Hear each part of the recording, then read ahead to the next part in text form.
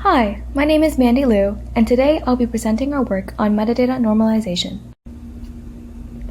Batch normalization and its variants have been extremely successful in improving the training of machine learning models by standardizing features within a batch. However, they do not correct the distribution of the features with respect to external variables, which may create bias or confounding effects. Metadata is data that provides information about other data, and in this setting we define it as additional variables that are not directly used as model input, but which provide information about the input.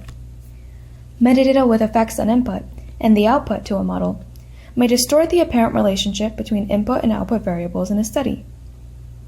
Our goal is to remove the effect of metadata from a neural network model. For instance, in the classification of face images, a commonly known issue is sensitivity of large pre-trained models to skin shade. Therefore, we treat skin shade as our metadata variable and attempt to reduce the dependence of our model on shade. Another use case is in action recognition, where models may overfit to easier scene cues, decreasing generalizability to unseen cases. Here we treat scene as a metadata variable. Finally, one of the biggest problems biomedical models face is poor performance when data is taken from multiple sites. In the diagnosis of neurological disorders from brain imaging MRIs taken from multiple sites, we therefore treat medical site as our metadata variable. Motivated by these important vision problems, we demonstrate the effectiveness of MDN in our paper on the corresponding datasets of the Gender Shades Pilot Parliaments benchmark, Holistic Video Understanding dataset, and a multi-site brain imaging dataset. Prior methods, which remove the impact of protected variables, include regression analysis techniques with general linear models.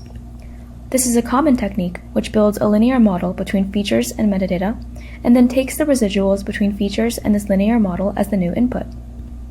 However, this technique only works for high-level, hand-computed features, not for pixel-level or continuous input, which most deep vision models require. Additionally, prior work which also performs normalization at the network layer level includes batch norm and group norm, but they cannot account for multiple or biased distributions. Our method is a simple layer that works end-to-end on pixel-level data and corrects the distribution shift for metadata. MDN places the regression analysis technique within a network, using the key idea that intermediate features of a network may be high-level features with which we can build our GLM. In a network, an input layer L with features F is the input to MDN, which projects F onto the metadata space, and then outputs the residual to the next layer, L+1. In more detail, our operation takes a set of features F and metadata X and produces the residual R. We find the least squares solution to the GLM, beta, and find the residual between our features and the reconstructed F. Batch learning is performed using certain dataset-level metadata statistics, and we retain the betas during training with a momentum model to use during evaluation. We use squared distance correlation to measure the magnitude of the correlation between our model features and the metadata variables. The lower this is, the less the learned features are affected by the metadata, so our goal is to minimize this distance correlation.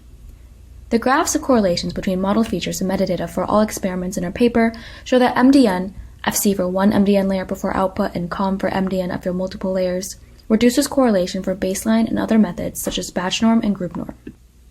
Here we show the side-by-side comparison of features plotted against the metadata value for the synthetic experiment. The synthetic experiment is a binary classification task on two groups of images with the bottom left corner modified depending on the metadata variable. The baseline features on the left learn to be highly correlated with the metadata, while the MDN features on the right are not. In the GSPPB experiment, baseline and other methods have a high performance gap between shades, while MDN closes this gap by improving accuracy on darker shades with comparable performance on other shades. We demonstrate on all experiments that MDN successfully reduces correlation between model features and metadata while maintaining or improving performance on other metrics. Finally, on our brain imaging experiment with data taken from 3 medical sites, we produced TSNE visualizations of features extracted from MDN comp and batch norm.